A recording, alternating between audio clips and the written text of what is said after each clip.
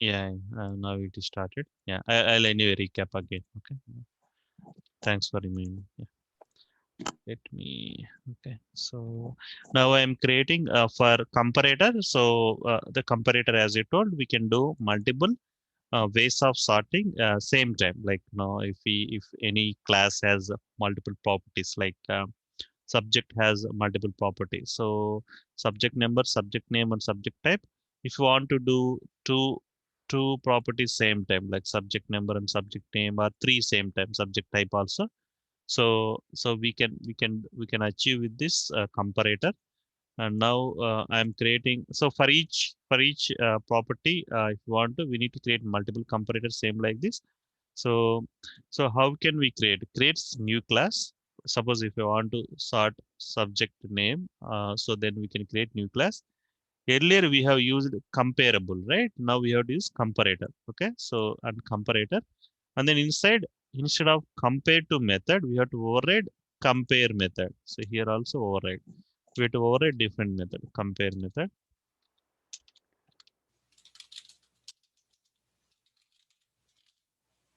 Override compare method, and the same way, like when you are comparing two objects, the same way we can actually use the compare to method. Okay, so and then return whatever.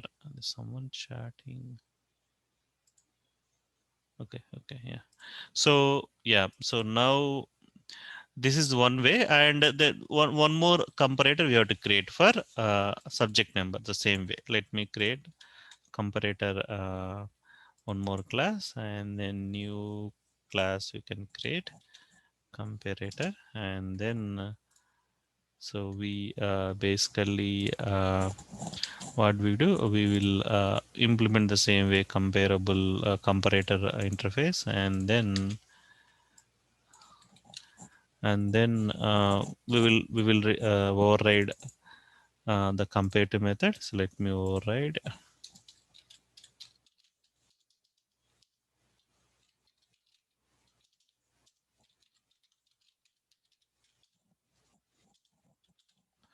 Yeah, in this case, comparator, if you want to use, like this compare to method, it expects for subject number, we can remove this compare to subject number, this method, and then it will take care of the comparator number. Where is this? Okay, here. Okay, so now yeah, it is gone.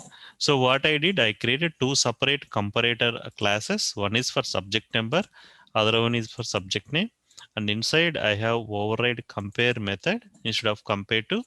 And then these two comparator subject name and comparator subject number, I am going to use this example, like comparator example. So here we have, so the same as earlier program, I used comparator. I created comparator example, and we created one collection with all subject, six subject objects basically.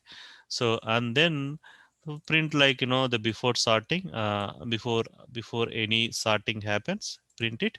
And then if you want to do like with the subject name, if you want to sort any collection with subject name, we can apply like this: collections dot sort, then list of these student objects, and then we can actually create one of the object of comparator subject name. Okay, the comparator subject name which we created just now, we can apply same like this. Okay, we can pass the object of this one, so it will take care of when we run the program. When the 26th line get executed, it will actually sort by it will sort the collection by subject name. Okay, now print the subject name collection.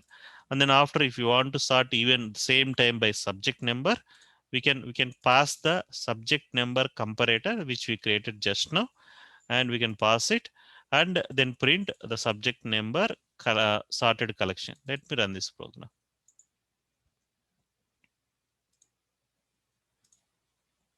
Okay, now let's see how it works. Okay, so the user defined collection, before sorting using comparator. Okay, this is before sorting, the same as existing order like insertion order: 101, 102, 108, 107, 106, 105. Okay, and after that, so we then after that we sorted with name, right? User defined collection after sorting using subject name, using subject name, we print here. So if you see what we did, right, after we display that we sorted with the subject name and we printed this, like if you see, right, so the same way we using after sorting using subject name, the same one. Okay, we print here, and then when you print here it displays like, subject name order. So computers first, economics, maths, physics, science, and statics. Okay, and then after that what we did, after we display this, we sorted the subject number, using subject number we sorted. So now user defined object collection after sorting using subject number comparator. If you see, this one is printed. Okay, so then what it happens, so after that it's subject number, it has to display a subject number sorting order. So now if you look at it on, 101, 102. Yeah. yeah, 105, 106. So comparator, what it does, it will it will allow us to do sorting same time with multiple properties, whatever the class has. It allows us to do subject number, subject name, but comparable only one time. It will only one property it will allow. Okay, that is the difference between comparable and comparator. So that is Okay, I even have a important. question here. Yes. Okay, the way you are doing comparator, you are Mm, still doing like you said list and new comparator subject, right? mm. Is it possible that we can do list new comparator and then put the new subject thing? I mean, this comparator subject number. Is it possible also or no? In the one Uh, line, collection dot sort list, comma mm. new comparator subject No, no, name, we cannot do that. or Both it doesn't allow. You're asking like this comma and put the right, same, right, right? No, right, no, you right, cannot. right. Only one way it will allow always. But the thing is, you can do multiple places, like one place. Suppose let's say in real time in a big Java project, okay? Mhm, In one mhm, class, I want to display, in UI, I want to display the collection with subject name order. Okay, mhm, in mhm, other page I want to display like Bank of America. If you take any example, Bank of America, in mhm, one page the account details, I want to display the sorting by account name. Okay, in one mhm, place I want to display the sorting order by account number. In that case, mhm, account number, if wherever you want to display the account number order, you can run this sort. Okay, you can apply this and display the order. And wherever you want to display in which page, if you want to display the account name, you can mhm. apply this order and display. That's how, like, real time multiple places wherever they want different way of sorting the collection, they can apply differently. Okay, So, but so in comparable, you cannot say collection dot sort list something no, whatever, you and cannot. one place you can do No, once. it will not allow basically. If you see comparable, right, when you override Mm, mm. comparable, right, so it will not allow us to do multiple, like only one object it will allow initially. It will not allow. You cannot do the multiple ways. Mm. Okay, yeah, Okay. that's how, like, that's the main difference between comparable and comparator. So now let's look at the important question, right? Like, there's a uh, FAQ, frequent asked question. What is the difference between comparable and comparator? Okay, this is the one they ask. What is the difference between comparable and comparator? This is a very important question. Comparable provides only one sort of sequence.